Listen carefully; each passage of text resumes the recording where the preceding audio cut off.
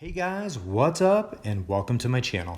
My name's Chris and today we are going to be looking at some Craftsman ratchets from Stanley Black & Decker available at Lowe's. These specifically are the 3/8 inch drive and 1/2 inch drive indexable flex head ratchet. Now here you can get a glimpse at the pricing on them, and I'm going to let you guys comment down below and let everybody know how you feel about the pricing on these items, because I'm going to let you know at the end, and then we'll see if we match up on that pricing. So here I do own a lot of Craftsman ratchets. I own the full polished, I own some of the older style, but I really truly only have one flex head ratchet in my arsenal. On the other hand, I have these flex head indexable and even a locking flex head indexable ratchet, and that's good enough for me. So if we look at these ratchets here, the one thing they do have is a good variety. They have a 6-inch ratchet, they have a 7.5 inch ratchet, and they have this nice long 12-inch full chrome polished 3/8 inch drive ratchet. The 1/2 inch drive comes in at a 10-inch ratchet and also a nice long 15-inch ratchet. But I just can't get over the reverse selector switch that they have. I'm used to the selector switch. If you flip it to the left, that's for tightening. And if you flip it to the right, that's for loosening. Now let's look at the Harbor Freight ones. These come in at a phenomenal price and a decent size.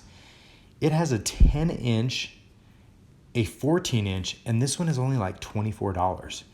And an 18-inch 1/2 inch drive that's like $33.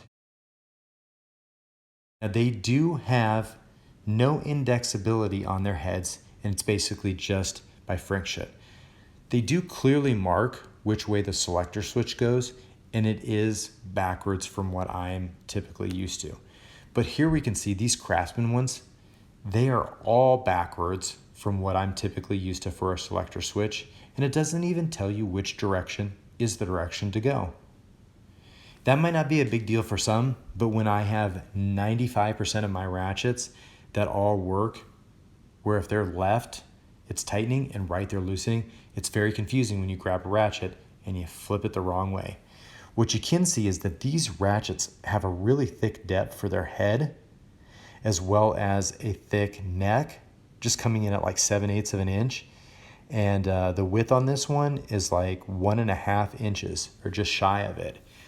If you look at the old Craftsman, the depth on it is just barely over a 1/2 inch, and the head width is just under or around 1.25 inch, and the neck on this one is 3/4 of an inch. The Harbor Freight one is extremely low profile at right at a 1/2 inch, with the width of it being 1.25 inch and the neck being 3/4 of an inch. Where these Craftsman one, man, they are just big and bulky and have just so much mass to them. It's like they're compensating for something. On the 1/2 inch drive, the depth is almost 1 inch. The width is 1.5 inches, and that neck size is a full 1 inch. There's just so much mass to these and so much bulk. I don't even know who was thinking about designing this, but man, they blew it on this. These are what could be good ratchets, but they're missing all of the little things that make them nice. But not just what makes them nice, but what makes them Craftsman, what makes them the products that we're familiar with. This has nothing that reminds me of the wrenches and ratchets and items that I worked on with my father, or the tools that when I was in high school, my gig was working on my friends' cars, because that helped pay the bills.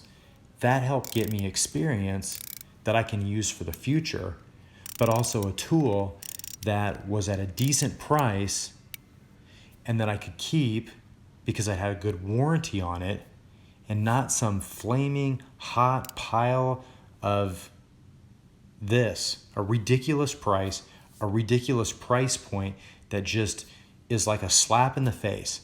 So until Stanley Black & Decker gets their act together and gives me good old Craftsman that I'm familiar with, this is going to stay on the shelf, and I can't recommend it to you guys. But what I can tell you to do is work smarter, not harder, and I'll catch you in the next video.